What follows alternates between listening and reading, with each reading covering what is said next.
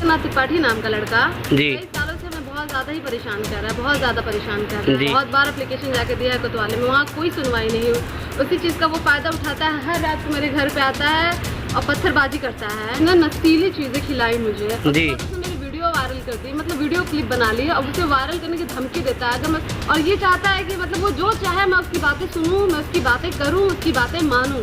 ये कहता है कि अगर तुम अपनी बातें, अगर तुमने किसी से जाके कहा मेरी कोई कंप्लेन कर दूंगी तो तुम मार्केट में निकलोगी, तुम पे तेजाब फेंक दूंगा, तुम्हें मार दूंगा। इसके बाद में आपकी FIR दर्ज करूंगा, लेकिन हमें जहां तक उम्मीद है कि ये FIR दर्ज करेंगे या नहीं करेंगे लोग।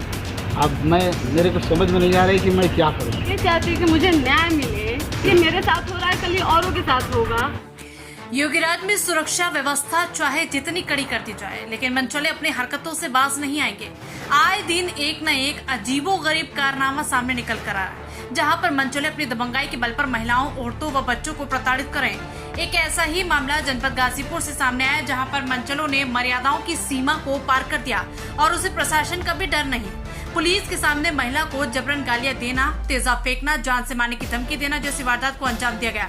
जी हाँ, हम बात कर रहे हैं गाजीपुर के सागर थाना की, जहां पर पीड़ित प्रीति यादव का कहना है कि दिनांक 24 मई 2024 को मेरे घर के सामने आदित्यनाथ त्रिपाठी लगभग रात 11:30 बजे के आसपास मेरे घर के सामने आकर गाली गलौज करने लगा, अभद्र भाषा का प्रयोग करने लगा, जान से मारने की धमकी देने लगा और घर में जबरन घुसने की कोशिश करने लगा। प्रीति यादव का कहना है कि आदित्यनाथ त्रिपाठी एक दबंग किस्म का आदमी है जो गलत इरादे से मेरे व मेरे परिवार को परेशान कर रहा है। उसी रात प्रीति यादव ने 112 नंबर डायल करके पुलिस को सूचना दी। पुलिस के आने के बाद भी आदित्यनाथ तिवारी अपनी हरकतों से बाज नहीं है और प्रशासन की सुरक्षा व्यवस्था को चुनौती देने लगा। मामला यहीं पर खत्म नहीं हुआ, मामला और बढ़ता गया। फिर रात में 1 बजे पीड़िता प्रीति यादव ने सदर कोतवाली में जाकर प्रार्थना पत्र दिया तथा मनचले को पुलिस ने गिरफ्तार तो किया, लेकिन कोई कार्रवाई नहीं की।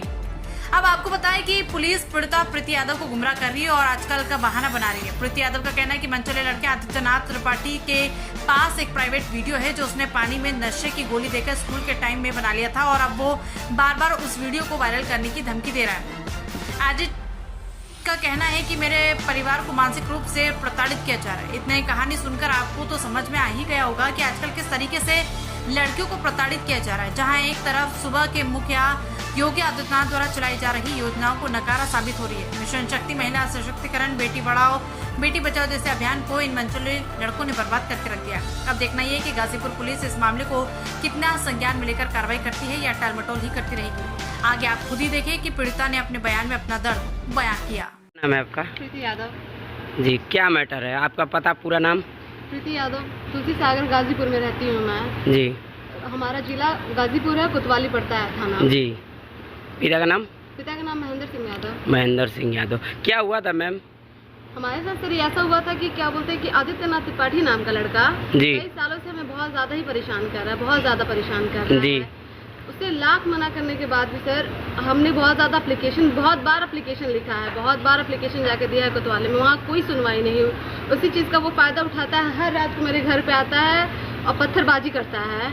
तो क्या पहले से कुछ मैटर था या कैसे? ऐसे तो कोई आता नहीं है। आप पहले मैं साथ पढ़ती थी उसके जी। जब साथ पढ़ती थी तो ऐसे दोस्ती हुई थी और दोस्ती में मतलब उससे ज़्यादा ही अप्रोच करने लगा, पीछे पड़ गया जी। अब मैं जब उसकी बातें नहीं सुनी तो उसने मतलब मुझे हम ऐसे रेस्टोरेंट में बैठे हुए थे जी, उसने नशीली चीज़ें खिलाई मुझे जी। उसने मेरी वीडियो वायरल कर दी, मतलब वीडियो क्लिप बना ली और उसे वायरल करने की धमकी देता है। अगर मैं उसकी बातें अगर नहीं मानती हूँ तो आधी रात में मेरे घर पे आता है, पत्थरबाजी करता है, गाली गलौज करता है, कहता है कि अगर तुम मेरी बातें नहीं सुनोगी तो मैं तुम्हारी वीडियो वायरल कर दूंगा, ऐसे कर दूंगा तुम्हारे साथ कि तुम मुंह दिखाने लायक नहीं रहोगी, कोई तुम्हें पूछेगा नहीं, कहीं का नहीं छोड़ता जी। तो इसकी सूचना आप कहीं दी है? इसकी सूचना मैंने कोतवाली में दी और बहुत बार जाके एप्लीकेशन दिया। मेरे पास डेट तक याद है मुझे कि मैंने कितने बार एप्लीकेशन जाके कोतवाली में दिया है। तो क्या कहना चाहती हैं इसके, मतलब कब आया था वो आपके घर और क्यों आया था, किस मकसद से आया था, ये बताइए। सर वो मेरे घर आया था करीबन 23 तारीख थी उस दिन जी, 23 मई जी, रात को करीबन 11 बजे आया था जी। 11 बजे आया था और आने के बाद उसका मकसद यही था कि मैं उसकी बातें नहीं सुन रही थी, इस वजह से वही आया। उसका ये है कि मुझे बदनाम कर दे, हर जगह बदनाम कर दे जी, कि मुझे कोई सपोर्ट ना करे और मतलब कि कहीं की ना रहूं मैं जी। और ये चाहता है कि मतलब वो जो चाहे मैं उसकी बातें सुनूं, मैं उसकी बातें करूं, उसकी बातें मानूं। जी। अगर मैं उसकी बातें नहीं मानूंगी तो आएगा यहाँ पे सर, वो ड्रिंक करके आता है, जब आएगा ड्रिंक करके आएगा और हमेशा पथराव करता है, हमेशा गंदी गंदी गालियाँ देता है, मुझे मेरे कैरेक्टर पे उंगलियाँ उठाता है। इतने बार मैंने कोतवाली में जाके किया, किसी ने मेरी सुनवाई नहीं की है। तो उस समय पुलिस महोदय भी आए थे? नहीं, पुलिस महोदय नहीं आया था सर। मैंने 112 नंबर पर कॉल किया था जी। 112 नंबर पर कॉल किया था तो सर आए थे, पुलिस आई, उसे वहीं पे मतलब अरेस्ट की और लेके जाके 151 में चालान कर दी। किसी ने मेरा FIR नहीं लिखा। मैंने सबसे कहा था कि सर आप FIR लिखिए, तो कह रहे कि इतनी छोटी मैटर पे कोई FIR नहीं लिखता है। तो आपको कुछ धमकियाँ भी देता है वो?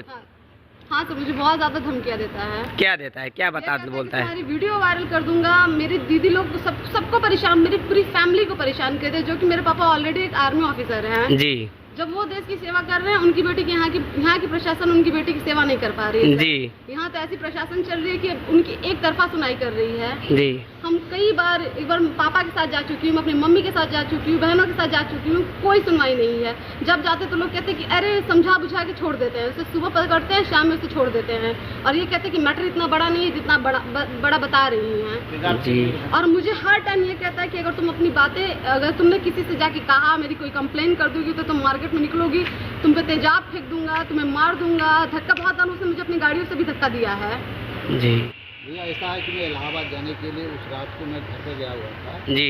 जब मेरे को रात को पता चला कि हमें 1 बजे सूचना मिली कि घर पर ऐसी बात है जी। उसी समय घर पे आया तो ये लोग कोतवाली जा चुके थे, बच्चों को बुलाया गया था, पुलिस जो आई थी अरेस्ट करके उसको ले गई कि आप आइए, इसके नाम पर जो है एक एप्लीकेशन लिख दीजिए।